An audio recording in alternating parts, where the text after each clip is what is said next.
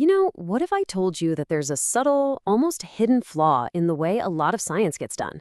A kind of blind spot that's so common it could make us rethink thousands of studies. Well, today we're diving into some research that uncovers exactly that. And it all boils down to one simple question. Are we controlling for the right things? So here's how we're going to break it down. First, we'll uncover this deep-seated flaw in our research methods. Then, we're going to name the culprit, something called missing nicks. And you'll see a pretty shocking case study where this problem didn't just tweak a result, it completely flipped it. But don't worry, we'll then walk through a 5-step guide to fix it, talk about why this is so important for building better theories, and we'll end with a big question for how you think about your own work. All right, let's jump right in. We have all these really important, complex, and nuanced theories about how the world works. But are the methods we're using to test them just as sophisticated? Or are we accidentally trying to capture this beautifully complex reality with tools that are just, well, a little too simple? Just think about any great theory you know. It's rarely a simple A leads to B situation, right? Life is more complicated. Researchers call these complexities nonlinear and interactive effects, or NIEs. A nonlinear effect is kind of like caffeine. 1 cup might make you focused, but 5 cups can make you a jittery mess. The effect isn't a straight line. And an interactive effect is that classic it depends answer. Like studying helps you get good grades, but it depends on whether you also get enough sleep.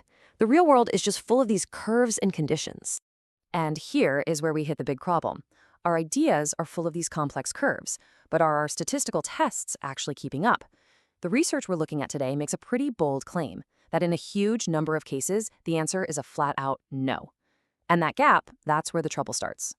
So that brings us right to the heart of the issue. The whole problem lies with something the authors call nonlinear and interactive control variables. Let's just call them NICs for short. These are the absolutely crucial puzzle pieces that, for the most part, we've been completely overlooking. So what on earth is a NIC? Well, put simply, it's a control for an alternative explanation that isn't a straight line. See, if we're testing a complex curvy theory, we have to make sure we're also controlling for other complex curvy explanations. NICs are the tools that let us do that, so we can be way more confident that we're isolating the one effect we actually care about. And this really highlights the mismatch in our toolkit. We usually use what are called linear controls, which basically assume that all these other relationships are simple, straight lines. But we're testing theories that are complex and winding. Using only linear controls to test a complex theory, well, it's like trying to measure a winding country road with a short, straight ruler. You're not just going to be a little off. You're fundamentally misunderstanding the shape of the road. So you might be wondering, how big of a deal is this? Well, a review of over 500 articles in top journals found something pretty shocking. While almost 3/4 of studies were testing these complex, nonlinear theories, only a tiny 3% were using the right kinds of complex controls to match. Let that sink in. This isn't some small statistical footnote. It's a massive gap between how complex our questions are and how simple our answers have been. Okay, so what does this gap actually do in the real world? This is not just a theoretical problem. In this next section, we're going to look at a real published study where adding just one of these missing NICs didn't just change the results, it turned them completely upside down. Okay, so this case study is all about rivalry in work groups. The original theory was that when rivalry is high, people monitor each other more. But they said it depends on your relationship with your boss, a concept they call leader-member exchange, or LMX. The idea was, if you and your boss are tight, that rivalry doesn't have as much of a negative effect. Makes sense, right? And this is what they found. The data showed a statistically significant result. That p-value of 0.002 is basically a measure of confidence, and a number that small suggests this finding is very unlikely to be just a random fluke. So, the authors concluded their theory was right, it got published, and it became a new piece of accepted scientific knowledge. But here comes the crucial what if. The original study itself mentioned that team trust might also be a factor. So, the authors of our source paper asked a more complex question. What if it's not just team trust on its own, but the interaction between rivalry and team trust that's the real story?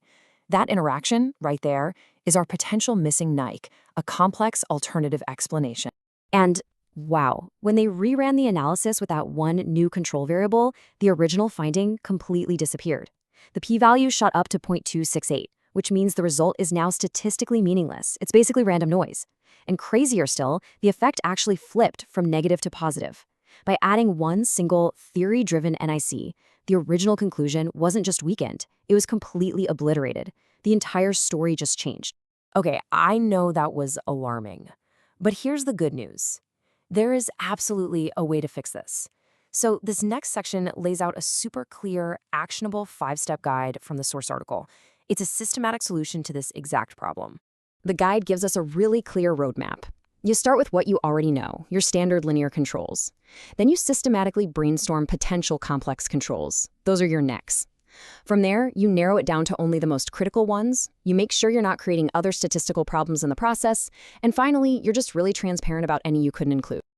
So the first couple of steps are really all about brainstorming. You start with your normal list of linear controls, things like age, gender, company size. Then you use a pretty simple replacement trick. For instance, if your theory is that motivation interacts with leadership style, you just systematically ask, could one of my controls, like company size, also interact with leadership style? It's a simple swap that helps you generate a whole list of potential NICs to look into. Now, for the next 2 steps, you have to be selective. This is not about just throwing every possible NIC into your analysis. That would be a mess.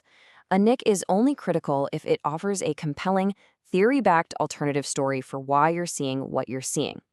The goal here is what scientists call parsimony. We want the simplest, most powerful explanation. It's all about finding that perfect balance between controlling for the important stuff and not overcomplicating things. And the final step is just a bedrock principle of good science. Be transparent. What if you identify a critical NIC, but you just don't have the data for it? That's okay. The answer is simple. You just say so. You openly discuss that limitation and talk about how it might affect your conclusions. That kind of honesty is what allows science to correct itself and move forward.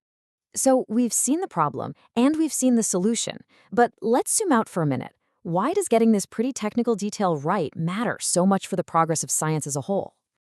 Well, when we get this right, it honestly transforms our research. We can be much more confident that A really does cause B. We can draw clearer lines around our theories, saying exactly when they apply and when they don't. And so importantly, we can have a fair fight between competing ideas.